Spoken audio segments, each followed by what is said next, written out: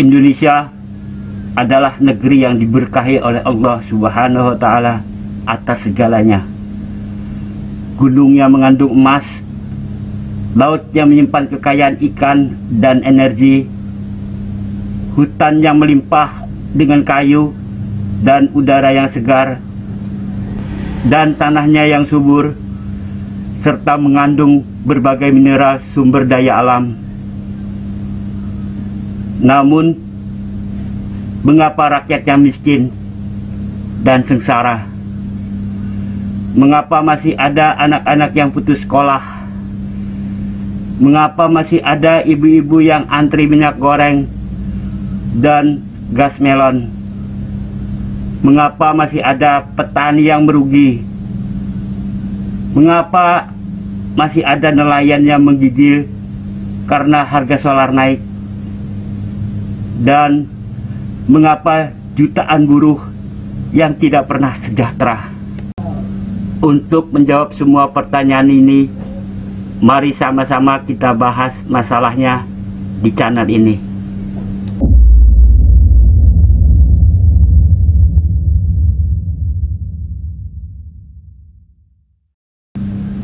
Assalamualaikum warahmatullahi wabarakatuh.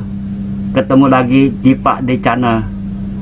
Kali ini kita akan membahas ketika penguasa tidak mampu memberantas korupsi, saatnya rakyat yang membantai para koruptor.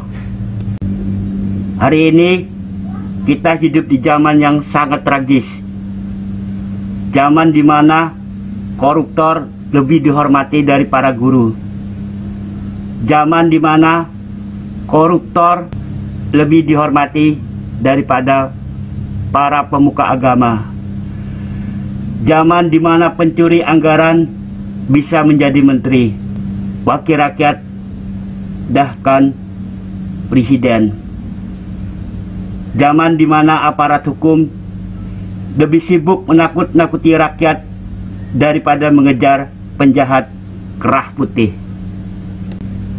Kita banyak melihat kasus korupsi besar seperti BLBI, EKTP, bansos COVID, ekspor nikel, ekspor minyak goreng, impor beras dan gula, hingga proyek IKN yang penuh aroma busuk.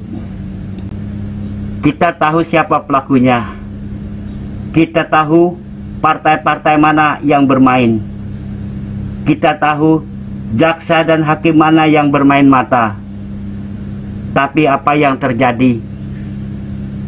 Sunyi, diam, dibungkam, dan dilindungi. Jika aparat hukum seperti KPK, jaksa dan polisi tidak lagi berpihak pada rakyat, maka siapa yang akan membela negeri ini? Kini saatnya rakyat berkata, cukup, jangan paksa kami bangkit untuk melawan. Kami rakyat bukan kerumunan domba. Kami rakyat bukan masa bodoh yang hanya dipakai saat pemilu. Ketika kebenaran dihina, ketika hukum dibeli, dan ketika uang kami dirampok, maka sudah waktunya kami turun tangan. Bukan untuk bertindak anarkis, tapi untuk revolusi nurani. Jika penguasa tidak mampu atau bahkan tidak mau memberantas korupsi, maka kami rakyat punya hak dan kewajiban moral untuk mengusir para perampok itu dari tahta kekuasaan. Kita akan membantai koruptor bukan dengan senjata, tapi dengan kekuatan rakyat.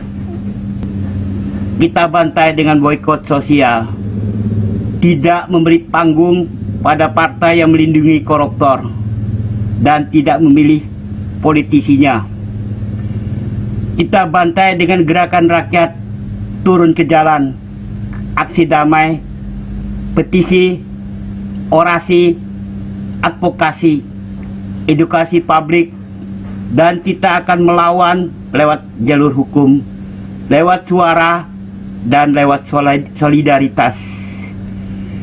Kita akan membantai dengan memori sejarah, dengan tidak membiarkan nama-nama sang koruptor hilang di telan waktu, dengan mencatat mereka, dengan menulis nama mereka di buku hitam rakyat. Melawan korupsi adalah ibadah. Melawan korupsi adalah perjuangan. Dan melawan korupsi adalah sebagai tanda cinta kepada tanah air. Banyak dari kita takut melawan korupsi karena ancaman, tekanan, atau karena sudah terbiasa melihatnya. Tapi ingat, ketika kita membiarkan kejahatan merajalela, kita sedang menggali kubur bangsa ini ke dalam kuburan yang paling dalam. Jangan bertanya mengapa korupsi tidak pernah berhenti, bahkan tumbuh subur. Tapi tanyakanlah apa yang sudah kita lakukan untuk menghentikan mereka. Para koruptor bukanlah manusia biasa. Mereka adalah manusia yang berhati iblis. Mereka adalah manusia yang berhati setan. Mereka adalah manusia berhati jin. Mereka adalah pengkhianat konstitusi. Mereka adalah pengkhianat negara. Mereka adalah penghancur masa depan bangsa ini. Mereka adalah pencuri uang rakyat. Mereka adalah pengkhianat sumpah jabatan. Mereka adalah para penyuap hakim. Mereka adalah pembeli jasa jaksa. Mereka adalah penyetir undang-undang. Mereka adalah pengirim jutaan rakyat ke jurang kemiskinan. Mereka bukan hanya mencuri uang. Mereka mencuri masa depan bangsa ini. Akhirnya, marilah kita teriakan bersama-sama, bangunlah, kita adalah harapan terakhir. Hari ini, kita tidak butuh pahlawan kesiangan. Kita butuh rakyat yang bergerak serempak. Jangan tunggu revolusi dari istana. Jangan berharap keadilan dari partai politik. Revolusi harus dimulai dari hati yang marah karena kezaliman, lalu berubah menjadi keberanian yang kolektif. Mari kita lawan. Mari kita ingat satu kalimat: jika penguasa tidak mampu memberantas korupsi, maka rakyat wajib menghancurkan koruptor dengan tangannya sendiri. Terima kasih telah menyaksikan video ini. Jika Anda suka, silahkan like. Dan jika ada pertanyaan atau komentar, silahkan tulis di kolom komentar. Dan jangan lupa subscribe jika Anda ingin menyaksikan video-video selanjutnya dari channel ini.